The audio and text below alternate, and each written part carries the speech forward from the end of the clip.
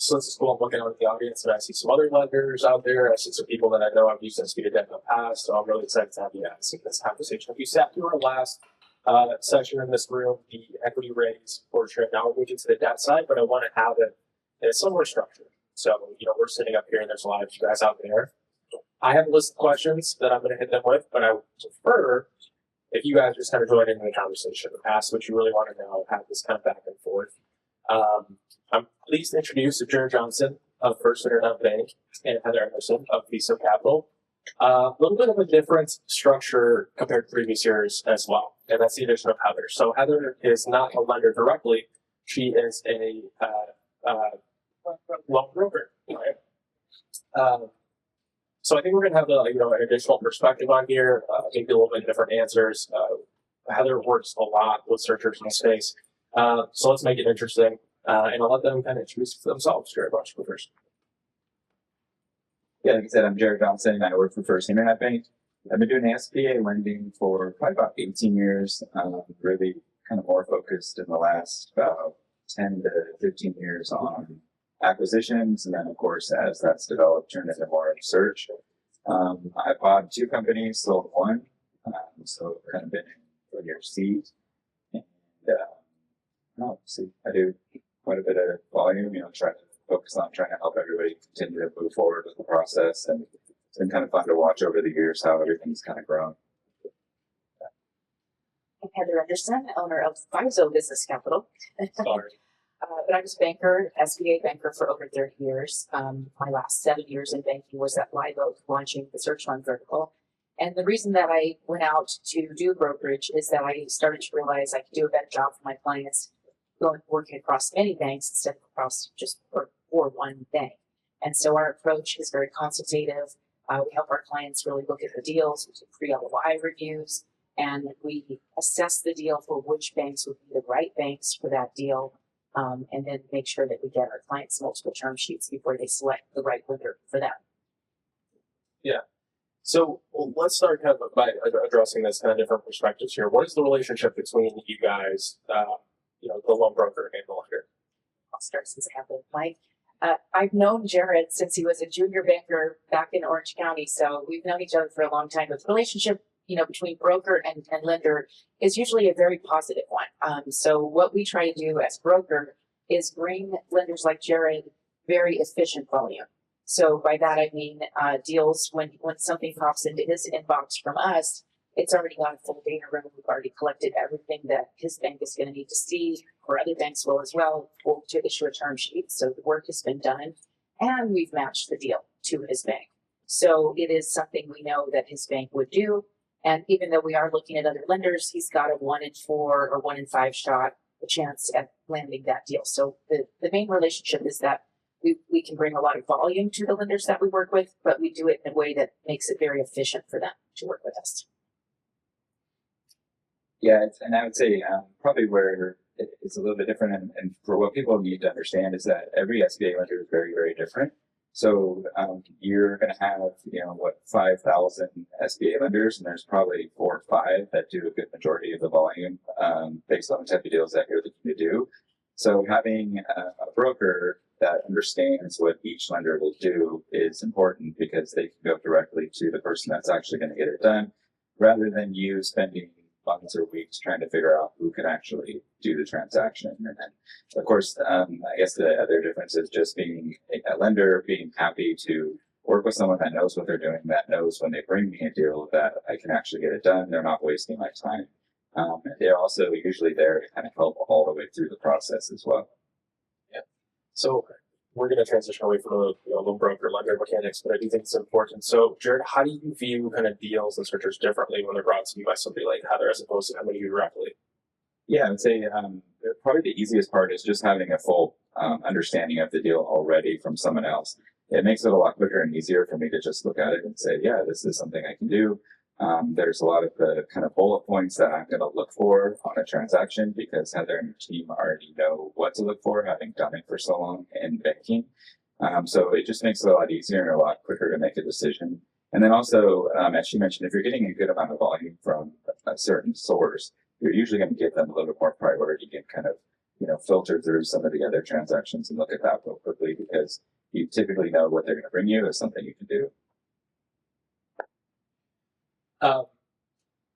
Do we have any questions kind of on the loan broker or lender dynamic before we really get into the debt?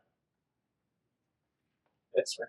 I understand the way that, loan brokers are compensated, and I know that SPIFs can go to other referral sources such as brokers and other things like that. So is it expected that there's going to be a SPIF paid for pretty much every SBA deal brought to a bank? Or like that, like almost part of the budget in a sense? No, I mean, I think I'll let Jared answer as well, but I think, when you go directly to a lender, there is no, there's usually not any other source that's getting paid for it. But like I said, it's a little bit less efficient often for them. So there's a cost, maybe not a SPIF as a direct cost. Yeah, so as a lender, we pay referral fees to someone that will basically bring us the client or bring the transaction. Normally it's 1% of the loan amount. It doesn't come out of anyone's pocket except for the banks. But if there wasn't someone that referred the client, you came directly, then we would be paying that fee.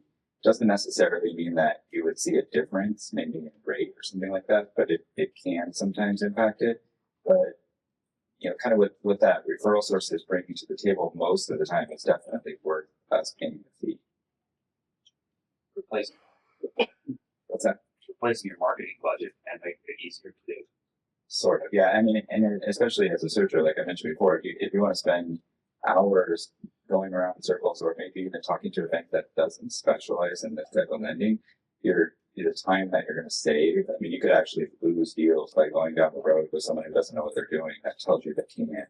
And so, working with a broker or even just working with a lender who specializes in it will make sure you actually get your deal done. Do you guys do referrals to other people as well, not just brokers, but other searchers bringing you deals from other searchers? Yeah, we can do that. We understand that commentary. Yeah, I have a lot of clients that we close on and they say, hey, can I send you other searchers? But you usually get a couple more out of that.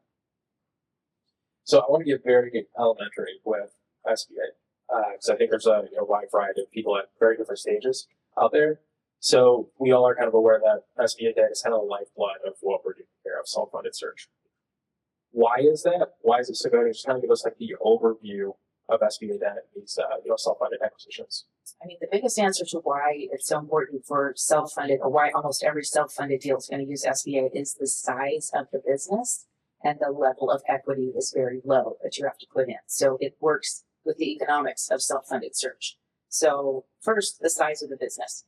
A lot of people, when they first start searching, they say, well, can we compare a conventional loan with an SBA loan? And I sort of laughed to myself. No, because the lenders that will lend conventionally for acquisitions are looking for usually a minimum of 3 million EBITDA. And there are very few and far between those lenders. There's a totally different debt market, much smaller, and looking for much bigger deals. So the under 2 million, let's call it, EBITDA companies, they almost all are going to go with SBA funding if they're going to get bank funding. So number one, it's just the size of the company. And then number two, it's the way that SBA does not require too much equity. It's requiring usually only 10%, sometimes even a little bit less. And when you look at your investor economics, if you're raising investor equity or even your own return on equity economics, it makes more sense to do a deal that way. Plus, you have that with the 10-year amortization, and that kind of leverage can actually work. So those are kind of the main reasons that I think SBA is the primary debt vehicle. Yeah, I would agree. I think the only other thing is obviously, as long as the multiples are staying in the range that they are right now, then it'll continue to work. When should searchers, do they have an understanding coming into this that they're going to probably use 7A debt? When should they start talking to you guys in their search process? Yeah, I think that's probably one of the biggest questions I get almost every single day. I tell people, when you're looking at a transaction, feel free to send it over. I'll take a look at it, give you my opinion. It may be different with some lenders where they want to wait till you're under LOI and you're moving forward. I tend to like to get involved earlier. That's one of the things that I still kind of really enjoy about what I do is looking at deals. And it's a lot easier for me to sort of guide you at that point than when you give me an LOI that's not eligible or doesn't work. and you've already negotiated it, you've already got the seller on board, and then now I have to come back and say, sorry, this isn't going to work. Whereas if you come to me on the front end, we can either kill the deal right away, or we can say, hey, this is the structure that would actually work. What are you thinking of doing? So I like to get involved earlier rather than later. We're the same. We like to look at deals on a pre-LOI basis. We have all kinds of tools for our clients to do that with us and a whole process set up around it. And what we find is when a client does that once or twice and they get our feedback pre-LOI on a deal, by the third or fourth time, they're not even coming back to us for the feedback because they already learned. So I always say it's kind of a learning curve that every buyer should go through, because you as an investor, as buyer, you're going to look at deals forward looking, and lenders are going to look backward looking in this kind of weird debt service model kind of way. And you need to learn what that looks like for each deal that you're looking at. So definitely engage pre-LOI. Yeah, and then when they do reach out to you and start having these conversations, what should they be thinking about in order to, how should they present themselves? And I guess just give us like an idea of the questions you guys are going to be asking them and what they should be asking you guys. I mean, how you present yourself in this market is really important because there are so many buyers. You're trying to stand out not only to brokers, I'm not sure some of you said in the last session, but also to lenders. Lenders that are good in this space are all very, very busy. Just like the brokers are, so the sell side brokers. So you have to present yourself as you've done sort of the basic homework. You understand, the basics about an SBA loan. You're not quite looking for that. And you're looking just to see if the structure that you're looking at fits. And maybe you're asking very specific targeted questions.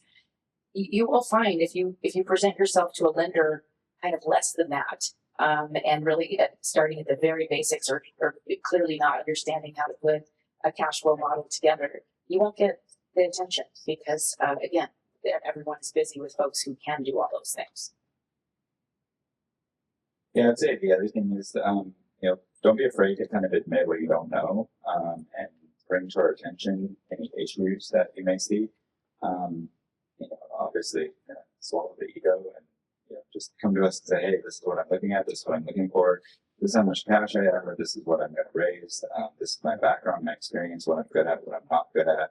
If we understand all those things up front, we can kind of make sure that you're paired with it rather than us having to dig through and kind of explain to you that it's not going to work. And don't be afraid to ask questions and talk to us. But being a little more upfront with things that you struggle with is a little easier for us to kind of figure out what works for you.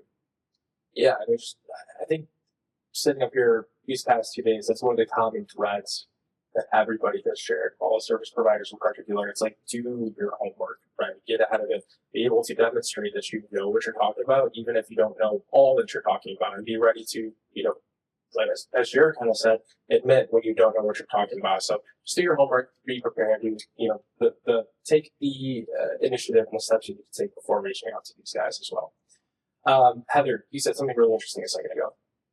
You said kind of after the third or fourth time somebody's reached out with a deal, they kind of already have you in the back of their head by the time they get to that fifth or sixth. Put us on the short track a little bit and kind of share what are some of those things that maybe describe a good deal versus a bad deal.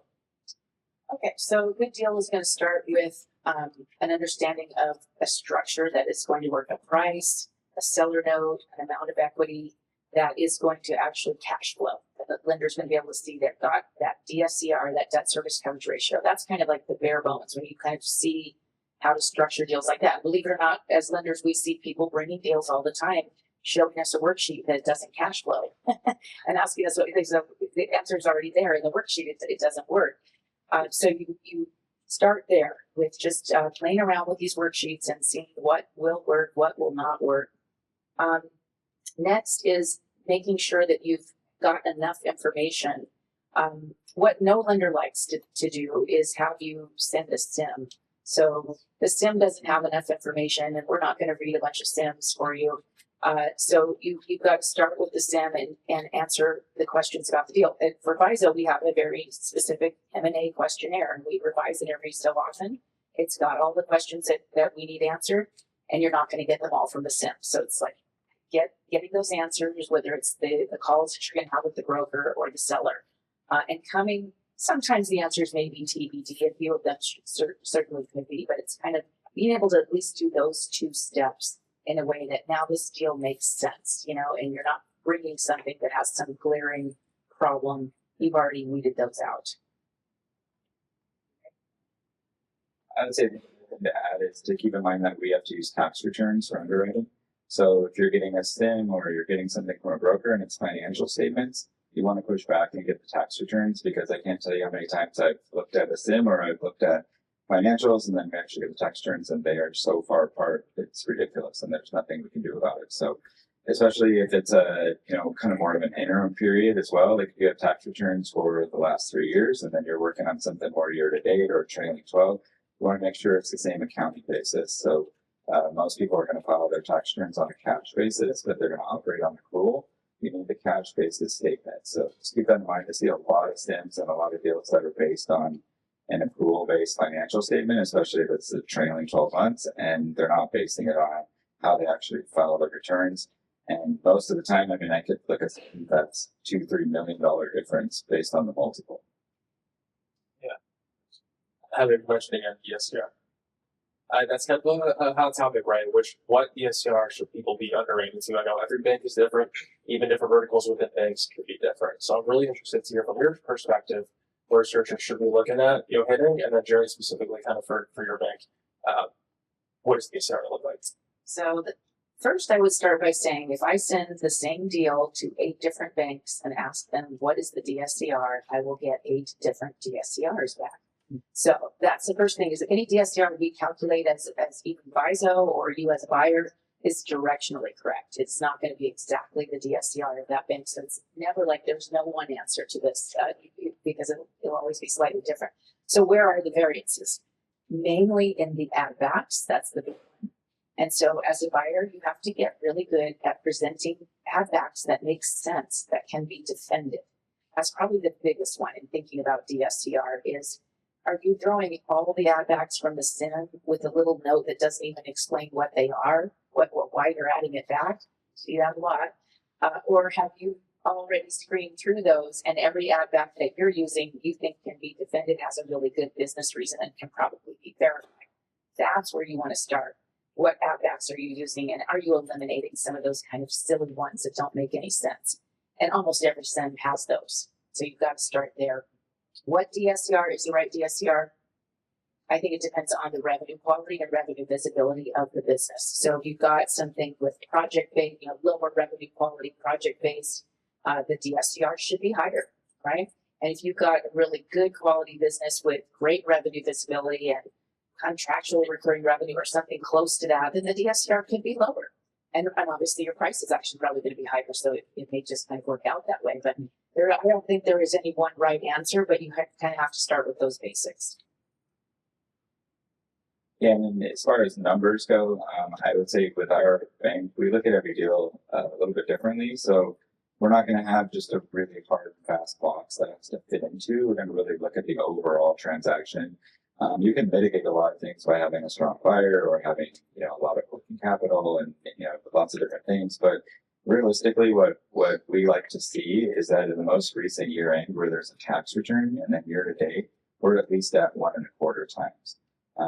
I don't see that very often that's, where we're at. Most of the time, the way I also look at it is if it's less than 1.5 times the most recent year end, and it's not because of some crazy adjustment or something with the buyer, then it's likely overpriced. And you kind of need to go back and take a look at it.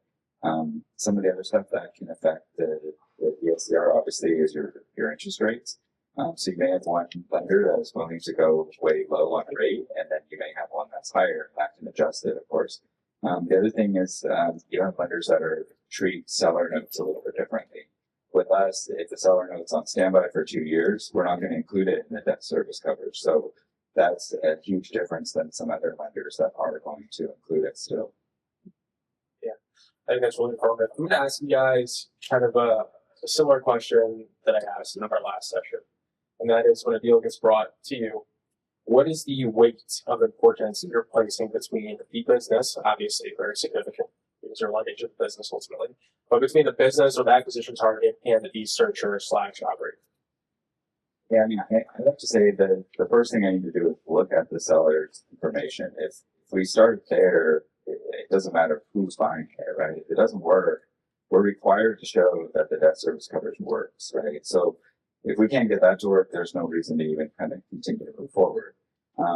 But then from there, we kind of, if we can get that box checked, and then looking at the buyer, again, we could probably talk for 4 hours about different situations and scenarios, but usually looking to see what kind of financial strength that they're bringing. Are they going to have other sources of income?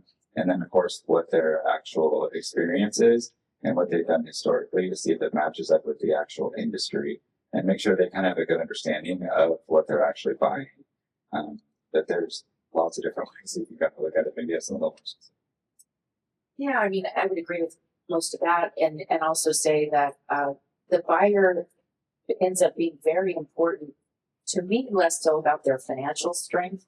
I think if the working capital and the deal is structured correctly, and I think those things are more important than how much net worth the buyer brings. There are banks that would certainly disagree with me about that, but my personal opinion on what makes a good deal is the buyer fit culturally, skill set wise. So do we have a good business and a good structure? Yes, that is the foundation. Does that make sense? What does it take to step in and run this business? What is the role the seller has been in, and what will it take to grow it, even more importantly?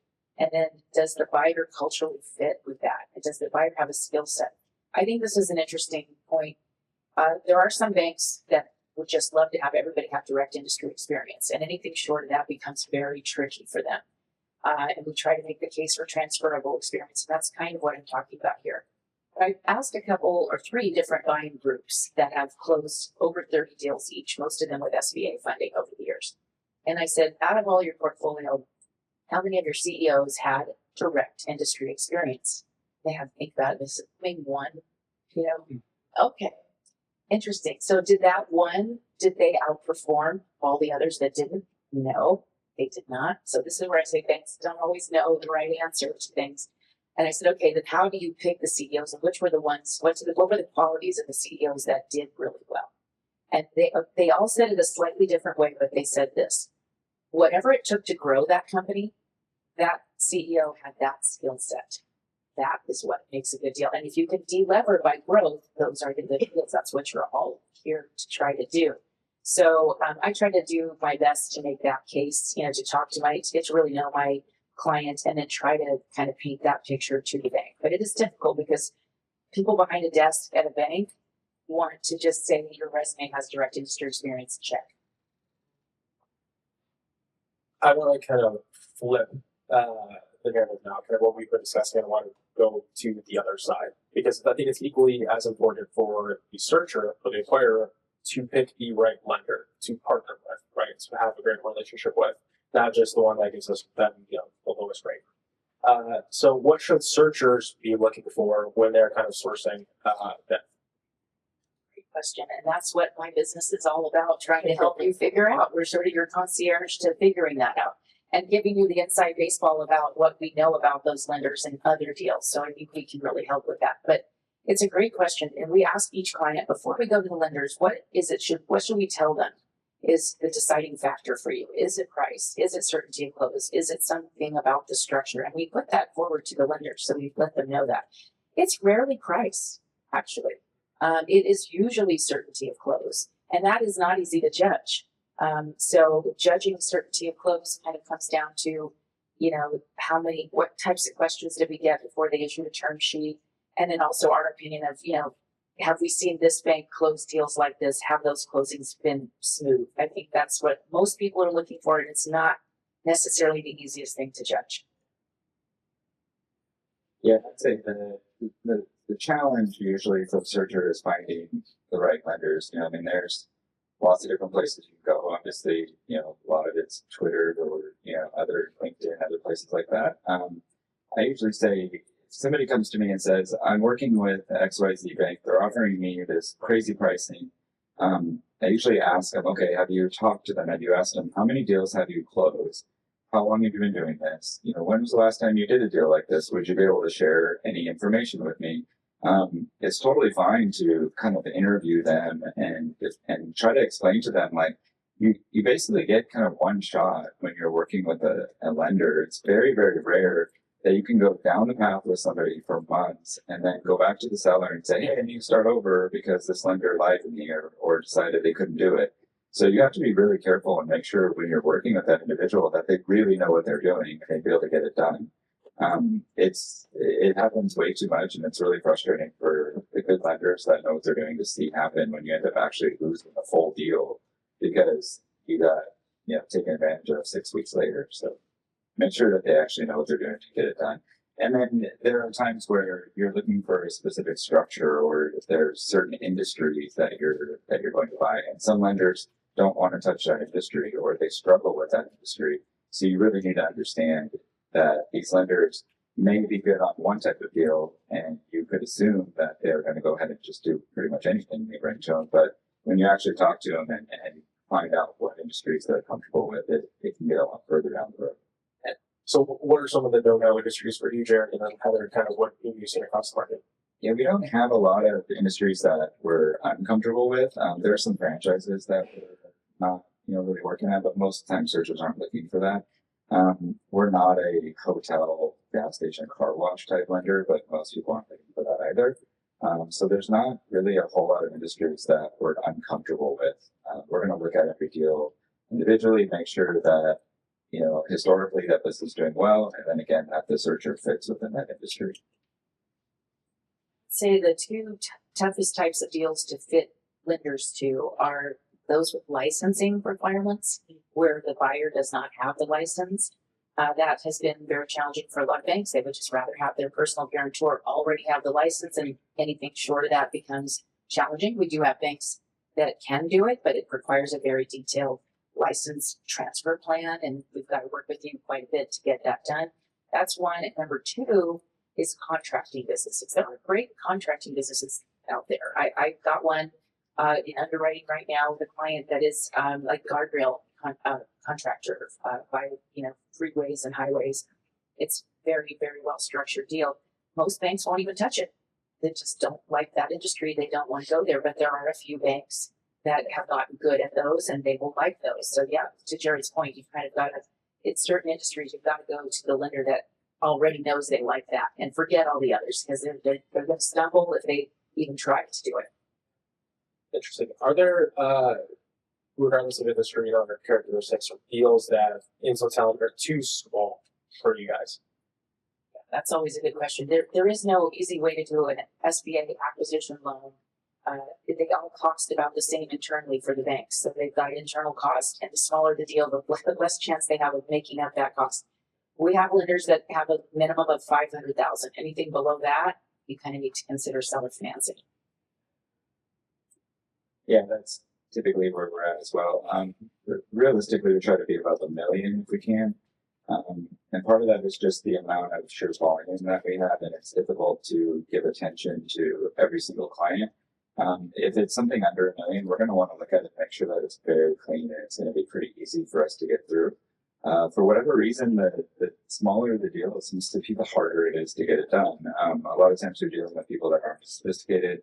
And it doesn't make sense for you to buy something for $600,000, do a QAV, hire an attorney, do all of that. It's too expensive, and it's just kind of silly. So a lot of times we don't end up with those types of deals. There are lenders that have kind of more fast track programs for loans under $1 million, and so sometimes if that's what you're working on, it makes more sense to go through that. I want to stop there because we're going to get into some of the changes and trends that are happening in this space. But on the core, SBA product, are there any questions or things you guys are wondering about? How many are you seeing business deals that are have a DSCR 2 or above? That's a good question. I would say, I don't know, maybe 25-30%. It's usually somewhere between 1.5 and 2. It's kind of where I normally see. When we do see them that high, we're usually trying to kind of understand why. And I usually will make some kind of comment like, you better agree and buy this. So it's usually that it's priced low, or, maybe it's type of industry where it could be a little bit lower, like CPA firms, they're usually going to be a little bit lower on multiples. It could be something where it's an industry that's really tough to do. So it's going to be tough to market and sell at a higher, kind of normal multiple. But yeah, it's not a lot, but we're happy to see it when we do. Yeah, I agree with all that. Same. Anybody else? Anything that's burning over here? Do you have any equity injection minimums for the searcher?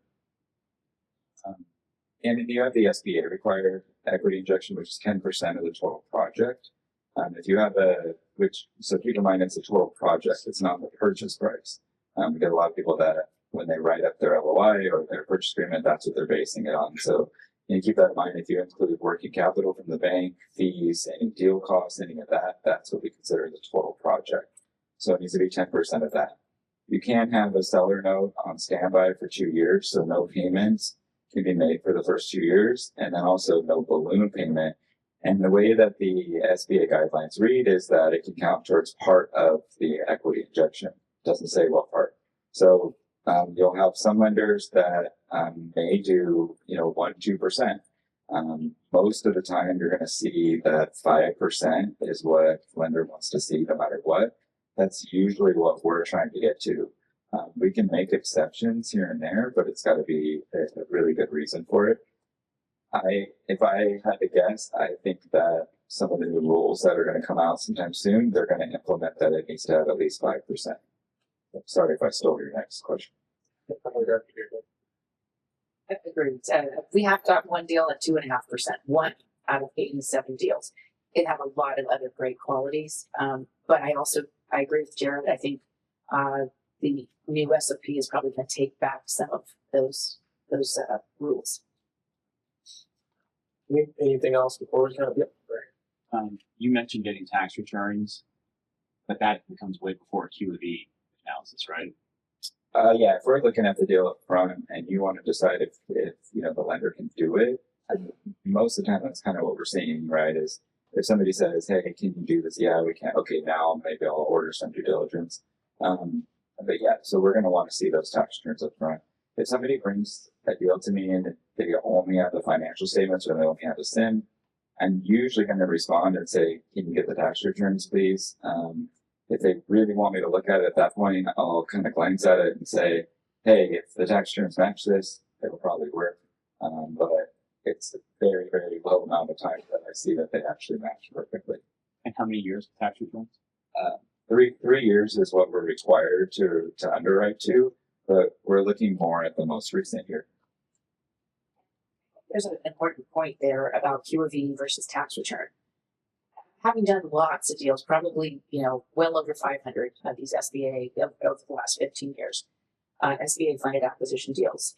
The SOP says, lender, you must use tax returns because they can be verified with IRS. And then the Q of E light came along maybe 7 years ago in this space. Didn't exist prior to that. There were no vendors willing to do it. And the SOP hasn't been revised and doesn't inform lenders that they should even look at Q of E.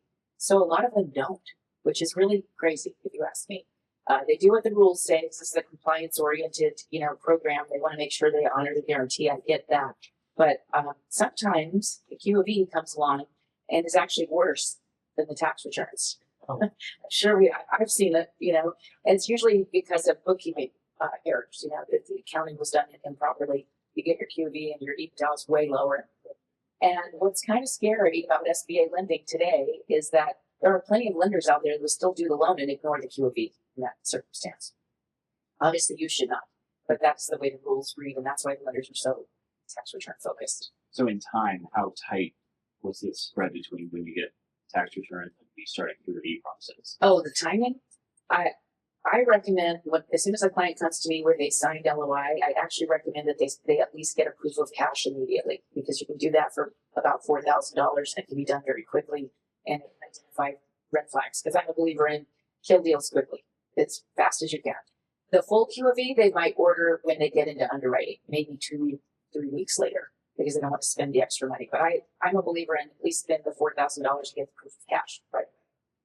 But Jared, you mentioned getting taxes before the LOI to have an early look with you as the lender. Correct. Yeah, because at the end of the day, that's what we're going to underwrite to. And so, I mean, you'll have brokers that'll say, "Give me an LOI, that don't give you the tax returns." And I feel like this is dance around in circles. And I usually tell them, like, would you buy a car without knowing what color it is, like how many miles are on it, any of that? Everybody's like, no, absolutely not. Okay, so kind of go back to the broker and tell them that. More times than not, when the broker's being like that, it's because they don't want you to see the tax returns and they want to collect LOIs, and it's really stupid. And I don't know why brokers do that, but it is how they do it. But yeah, if you can, and I guess it's kind of two different things, right? If you're getting the tax returns, we're just seeing if it's something we can underwrite. Once you do a QOB or you're doing some diligence and trying to prove out what those numbers are, we're definitely going to take that into consideration and look at it, especially when it comes to working capital, looking at the trends in the business, the revenue going up or down, looking to see, did they actually do these numbers correct? Because like Heather said, there's times where I've seen double revenue counted. I've seen things in our company that are going on that are pumping up those numbers in the tax returns because, I mean, let's be real, most small business owners don't even know how to read a balance sheet. So when they're filing the returns, they're just saying, yeah, that's what my account did, and this is what I have, here you go. They don't really understand the financial side of the business. I want to ask about partial change of ownership, rollover equity, the traditional kind of private equity tool that's now come down into this space. So when this was first established, we were told it had to be a certain percentage and it had to be an equity deal, right? Now this has changed a little bit. So can you just give us a little bit of a high level about what this even is and how searchers can use this, what the SBA debt, to maybe access some deals that otherwise you couldn't. Yeah, I can just kind of start. So in November of 23, they changed the rules to allow for someone to buy less than 100% of the business. So the way that they set it up at that point was you had to do it what's called a stock purchase. And if the seller retained more than 20%, they had to guarantee the loan. As you can imagine, most people said, hey, well, now you're forcing me to do a stock purchase. And that's basically how we had to do it for about a year. Towards the end of last year, they changed it to now you can do kind of more of a traditional equity role and have them get equity in the buying entity. It's still been a little confusing. They didn't really give us too much more information, but that's kind of how the SBA has been historically, is they change rules, make them fairly vague, and kind of say, hey, lenders, figure it out. And so that's where you might get some differing opinions among other lenders as how they're interpreting it. You could take it from there. Yeah, and then, I mean, you have to be careful, obviously, if you want to have a seller be an owner with you going forward. So I think you can expect lenders to ask questions about your relationship with the seller and whether this is really a good idea. I'm sure some of you have heard, even in 100% buyout situations, some of the horror stories of the relationship with the seller after close deteriorating. So you can imagine how it could get even messier if they're still a hard owner. So you have to be really careful about that. But you can use rollover equity, or most of the clients that I see use it. It's often for that license issue or something like that, where you're going to be dependent on the seller for some skill set or something like that long term. If you don't have rollover equity, at least 1% or some amount, the SOP has a rule that says the seller has to leave the business within 12 months. They cannot stay in any role. So if you need them to stay in a role, you have to have rollover equity. So that's the most common use of it. Real quick, I just want to ask the audience, do we have any people who envision themselves owning a holdco in the future? Anyone who's not raising their hand is lying right now. 100%. Yeah, right. We've been told, slow down, just focus on the first one. That's true. But the SBA allows for up to $5 million in multiple different NAICS codes now. Can you elaborate on that? Tell us a little bit about that. Yeah, so that was something else that had changed at the end of 2023. And it was kind of interesting because they didn't come out and say, hey, you can have an individual go buy more than more than $5 million in SBA debt overall. Historically, how it was done, it was tied to their social security number. Once you had $5 million, you were done. Now, how we're doing it, I'm guessing somebody just tried it and figured it out, which is kind of to do things, but you can buy multiple businesses or essentially get more than $5 million in SBA financing. You can do up to $5 million per industry. So the way they look at it is the NAICS codes. I believe it's typically the first three numbers have to be different, which puts you in a whole different industry. And so we're seeing people do that from time to time. The biggest thing is, yes, it's something you can do, but is the lender actually going to do it? That's where it becomes a challenge, because then we need to make sure that we're still following the rules and we're making sure that you have the capacity to do more than one business. And that's kind of really where it becomes challenging. Also having enough liquidity, having, the ability to manage multiple businesses, because again, it's hard enough to get one deal done based on previous experience, and then now you want to try to have 2 companies or 3 or 4. It can get kind of challenging. The other thing, and Heather and I actually did this, you can do a $5 million 7A loan to purchase a business, and then you can also do a 504 to buy the real estate. We actually did that maybe 2-3 months ago. Yeah. Yeah, on the 5 million per NAICS, I think it works easiest for lenders if, first of all, it's a buying group. If there's 2 or there's 3 people, because of what Jared just said, so we can understand how you're going to manage these different companies. And an interesting nuance is, even though you may be considering it sort of an industry roll-up, these businesses could be very related and they're going to work together synergistically, but they may have different NAICS codes. So they don't necessarily have to be completely different, unrelated businesses. They could be related. And frankly, if they are, and you have a buying group, you have a much better shot at continuing to borrow at the well of that extra 5 million and getting SBA lenders on board with it. One thing Viso has helped with a number of our roll-up clients, and it's challenging for roll-ups, is when the second deal or the third deal comes along and it hasn't been a year since the first deal. A lot of credit folks and banks, there's no SBA rule about this, but it's just a credit guideline in a lot of banks. They want to see that it's been a perfectly clean transition before they do the next deal. So a lot of times we have helped our roll-up clients move to the next bank for the next deal. We have some clients who have done 3 deals and they have 3 different SBA lenders because of that. It's not, like I said, it's not a rule, but it is an extra challenge. Could you guys talk about using that 10% rollover to use it as the 10% equity injection just for that purpose, and then putting in place some kind of a call option to buy out the seller equity at one time? You can use rollover per the SOP. You can use some of the rollover equity for some of your 10% equity, but what you just described, 10% rollover equity, that's all your equity. No lender's going to go for that. No, 0 cash equity is just not something a lender is going to entertain. Like Jared said earlier, at least 5% is probably the minimum that most banks want to see of cash equity, and then use the rollover for the other 5%.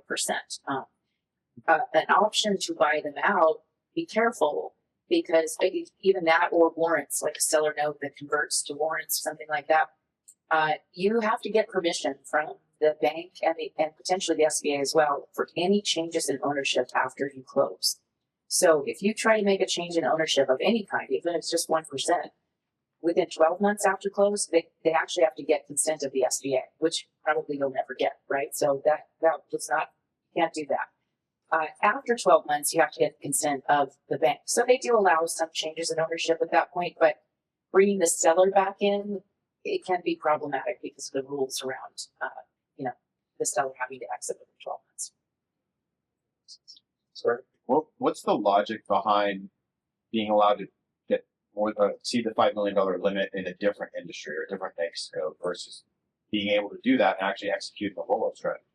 I think I know, because I interviewed the head of that part of the SBA on a podcast right around the time of the SOP change. And I asked them about it. They wanted to increase the 5 million to 7 or 10. We've all been wanting that for a long time. It does require Congress to act, by the way, to do that. As much as we're all hearing rumors of one guy, we hope for it, whatever.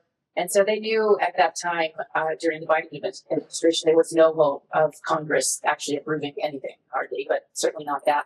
And so what she told me is this was an alternative. It was a way to get more runway to people without having to go to Congress. Yeah, I think that's super interesting.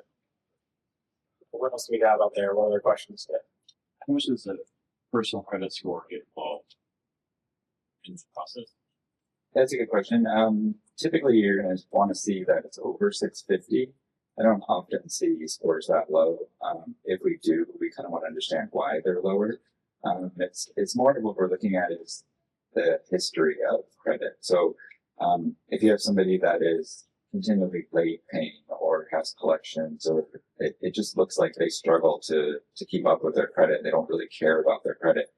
That's a lot worse than having somebody with, one credit card and their score is a little bit low because they just don't have a lot of credit, right? So we're going to look more how they treated their credit in the past.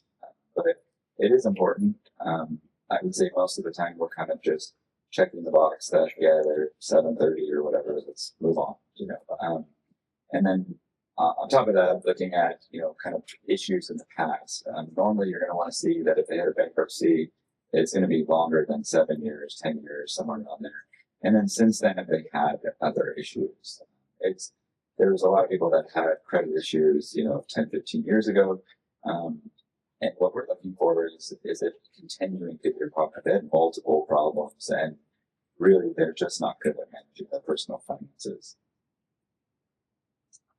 I don't know if you're kind of leading the discussion this way, but I'd love to learn how some of the more recent, like Trump changes to the SBA are impacting the space, and if they have any impact on people who already have an existing SBA loan. The second part of the question, I don't think there's anything that's impacting anybody that already has an SBA loan. The main changes that they made recently was the main big one that we kind of saw was they changed the guarantee fees. So anything under $1 million, they basically put it back how it was historically. Reason for that was that the default rates were going up pretty heavily on the smaller loans. It's kind of odd because it felt like the Biden administration wanted to push smaller loans. They kept saying the average loan size at some banks was over, $1.5 million. I think our bank's almost $2 million for our average loan size. So they wanted to entice the lenders to do smaller loans because they felt like a $2 million loan is not to a small business. Based on inflation, it's probably still too small for a small business, but the defaults that were going up drastically in the smaller loans, and they were the ones not paying a guarantee fee. So the larger transactions that we often don't have trouble with, we're paying a large guarantee fee, and the smaller loans are defaulting left and right, and there's no fee for it. So the SBA was starting to see sort of an issue there that they're running into. They also laid off, I think, 2,700 or 2,400 employees. Most of them were there from the PPP and COVID and just never let go. The other thing we saw was that the average pay for those individuals was $135,000 a year. So it was pretty easy to see that, considering when we deal with them, it feels like there's no employees there. So everybody's asking me, like, are we going to have problems with them leaving? I'm like, I doubt we'll notice. But so they've been pretty hard on trying to get them to come back to work, go out and work in the community and everything like that. And then the other change that we had was if you're working on a new loan request, 100% of essentially the cap table needs to be either a U.S. citizen or have a permanent green card. So they're going to follow it all the way back to if you've got an investment entity or you've got something else that's owning equity, every single person needs to have at least a permanent green card. But it wouldn't affect anything if you already have your loan done or if we've already got the loan number before that. Are there ever scenarios where a loan size is big enough where that personal guarantee is waived? No, No way around. no, there's no, every SBA loan has at least one full personal guarantee and potentially more if there's more than 20% or more owner. And they don't get, there's no burn off, there's no limited PG, it's full PG. You want to play fortune teller and what you guys see coming? Any changes? Sure, I think, I don't know if we'll ever get above 5 million, that would be great, but I don't know if there's any reality to that yet. I do think they'll probably, like Jared said earlier, increase the minimum down payment to either 5% or 10%. They've been harping a lot on the increased default rates. Personally, I think a lot of that was small loans, but also a lot of it was the rapid rate increases. It'll probably level off on its own anyway, but I think that they'll probably blame some of the SOP changes that were made and pull some of those back. So some of the things we got 2 years ago might get pulled back. And we've also heard that they want to rewrite the entire SOP and streamline it. So anyone's ever printed one out, which I can't imagine you would, it's like this big. Hmm. And if you ever tried to read it, I can't imagine why you would. You wouldn't understand any of it. It's really, really bad. So that would be great, but I think it would take a couple of years, to be honest, to do a good rewrite. What do you think? I do think they're going to change the limits somewhere between 7 and 10 million. Our credit manager, and it's actually our department manager, knows the new SBA administrator, and that's kind of what he's being told. The other thing that he said that was kind of odd was they want to make the guaranteed amount be up to 50 million for CRE purchase if it's a manufacturer that's exporting. So wouldn't affect any of us, and I'd be kind of surprised if that happened. But I guess and then they're also, at least I'm really hoping as well, that they'll actually put something in place for veterans that actually benefits the veteran. In the past, the veteran programs, it really haven't done anything. It's been almost kind of silly to even say they have it. I was told that they were working on that before when Trump left, and then it got scrapped. And so we're hoping that'll be something that comes out pretty quickly. But those are kind of the main things that I'm thinking. And then, like you said, I mean, they have to look and say, what can we do here to try to make it a little bit easier to understand the SOP? It is very confusing, and a lot of what they put in the last changes was, in my opinion, was them giving enough rope to hang yourself from the lender. Where I mean, it was crazy. It literally said, "Do what you normally do." Like, how is that a rule? And then if you go do it, and that's normally what we do. So, are you saying we should follow the old rules, or are you saying we should follow the rules that we feel are good? And then they always go back to saying you need to have prudent lending.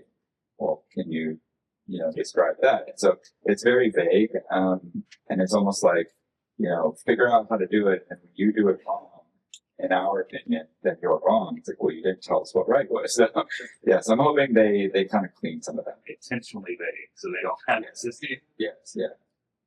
Let's go back here. Yeah, two-part question. So Trump's been talking a lot about manufacturing in the U.S. Do you anticipate that there will be any special programs for U.S.-based manufacturers as a part of the SBA coming down the pipeline? And the second part of that is back to the international trade part of it. The impact that the tariffs are going to have on small U.S. manufacturers. Has SBA talked about any potential relief for U.S.-based manufacturers who do export that are likely going to face an impact to their business as a result of retaliatory tariffs? Well, there is rules in place right now for exporting. You can get a 90% guarantee rather than 75% that we normally get. I don't see a lot of lenders use it because it does require more work, and it's a little bit more challenging to kind of get the customer to put everything together. We've been, even where we're working on it and we're trying to collect everything necessary, and we'll just say, forget it, we'll just do 75% guarantee and move on.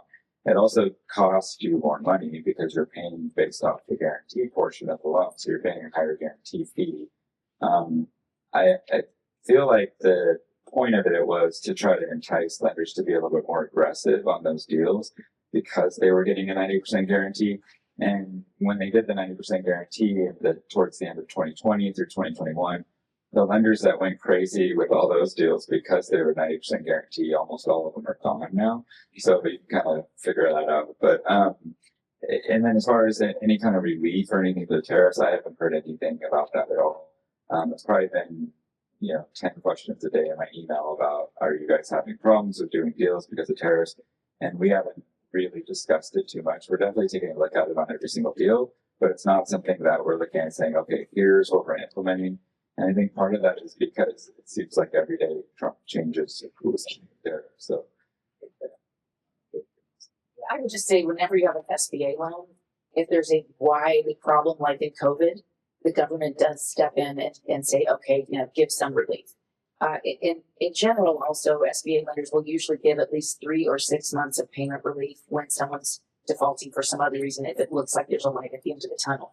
And that's not always the case if you have a conventional loan. They'll just pull the plug when they feel like it. So I always feel like it's a little safer for you to be in a government program than in a conventional program.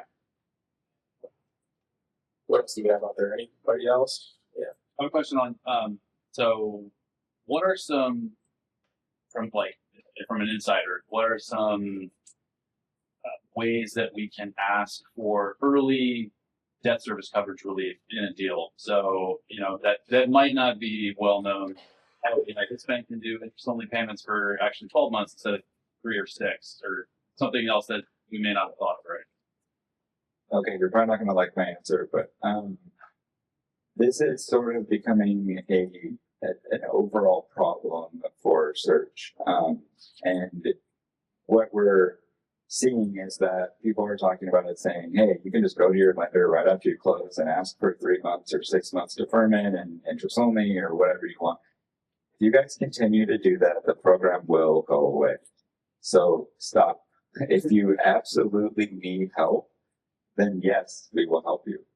But this whole conversation of essentially how do we screw over the bank and get relief right away, if you continue to do that, the lenders are going to say we don't want to make these loans anymore. Every time we close a loan, then they come back later and say, yeah, my buddy told me I can get a deferment, or I can come try to negotiate a pay down, and there's not really something wrong with the business. The more you do that, the more defaults that you have, the more issues that the lenders are seeing. Not only will the lenders say, hey, we can't be aggressive on these. We need to get really, really conservative. We want 25, 30% down. So the debt service coverage is so high that you're not going to have to come back and have these problems.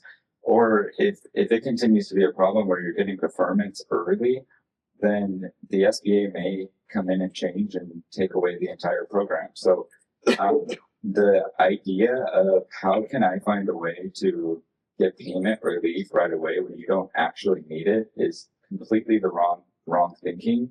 And if somebody starts to ask me about that up front, it makes me really nervous that they're not going to be a good credit. They don't have good character. So Can I just defend myself? To be clear, sure. I was Don't talking. worry, I didn't even see your name tag. I was talking Your about. face is on the poster at first. I was talking about. Let's say you have 3 term sheets, 3 different banks, and I'm talking about pre-close. I'm not talking about. Either way, I needed to say that. So you're asking, can you get the first 3 months of interest only? Yeah, Yeah, we can do that. how many can you get? Yeah, no, and really we're trying to understand why, right? So you do have to change the amortization period on it. So you're getting interest only on the first 6 months, but then it's going to be based on a shorter period overall. So your payment after the 3 to 6 months is going to be higher because we still can't go longer than 120 months. So you kind of have to ask yourself, is it really something I need? Do I actually just need more working capital? Am I paying too much? And is there some kind of relief I can get? Maybe you don't need to pay the seller note for the first 6 months or something like that. So we can definitely work with you on a structure to get it to make sense, but we're really trying to understand why you need to do that. I'm so sorry for going off. Let's do one final question, then I'll have one more for you guys. So we heard it here. Heather, does it matter for a searcher if the bank is going to service the loan afterwards, or if they're going to sell the loan? Like, should that even weigh into a searcher's? It doesn't matter, but I'll tell you why. The bank that makes the loan has to service it. Those are the rules. So the secondary market, whether your loan gets sold or not, often it's totally invisible to you. You won't even know. And that's because the bank that sells, they only sell the 75% piece. It's not like when your mortgage gets sold. They sell the guarantee piece and they retain the 25% piece and service for the investor and themselves. So you will, whatever bank you pick, and this is important too, that's the bank you're stuck with. So one of the considerations might also be like, how many loans do they service? Do they have a good servicing group? Am I going to have anybody to talk to when I need something? That you will stay with us. I just want to add that, yeah, it happens. Not to discard what you said, but we do not sell our loans. If the loan goes into default, it's treated differently in the secondary market if we sell the loan versus if we handle it. Would you agree? Well, here's what I think you're saying. There is one difference. One that I can think of, and maybe you have a different one you're thinking of, Bruce, but one that I can think of is this. Let's just say you got the loan at prime plus 2.75 because that's the risk the way they saw it. And it's 2 years later and you're doing much, much better. And you go to that bank and you say, I want this rate reduced. If the bank has not sold the guarantee portion, it's up to them if they would like to reduce the rate, and they might do it. If they've sold the loan, they won't be able to. because you have to buy it back from the secondary market in order to do it. So I'll give you one more just to answer your question. So if a loan does get into default and as a lender that hasn't sold the loan, on some of our loans that have, we've said we're going to drop it down to 0% and we're going to extend it by another 10 years to really allow you to make those payments so you can get back on track. So, not to, but it doesn't. The lender has more control when they haven't sold it, but for the most part, you're not going to notice the difference. And if they sell the guarantee, if they sell the guarantee portion of it, you're not going to know. It's not like your mortgage where you start as Wells and then all of a sudden you get a letter from Chase saying, hey, we bought your mortgage, make payments to us. And then the other issue is if it does default, especially if it's within the first 18 months or there's an issue, the bank should be buying back that loan from the investor. So, and that's what we do. And that if we sell the loan, and that's what most lenders are going to do. So, but yeah, you can always try to work something out with the bank. So they're starting to be using on the keys. But I do want to ask you guys the same question that I asked a few of my panels, and that is, both of you speak out a lot of these. Heather, I know I've seen you speak. I mean, a million times feels like now, BYU recently, all that stuff. What is the one thing you have never signed an ETA coverage for? What do you off your chest? The most important risk metric in most deals is not DSCR, it's working capital. I mean, there's probably a lot of things I could say. I would say probably the main thing is be nice. We're extremely busy. Like I work probably 80 hours a week, right? And when someone's mean to me or rude to me or they're or the staff, most of the time I'm like, okay, I'm done here. Go somewhere else. Like, just be nice. It's not that hard. And also, we're paying attention to everything you're doing. So if you're going to be mean to me, how are you going to treat employees? How are you going to treat staff? I mean, for every time that I've kicked somebody out and fired them because they're mean, like I guarantee you that business they ended up buying, they probably ran it to the ground because they're mean to the staff. So just be nice to people. It's not that hard. Everybody give a round of applause again.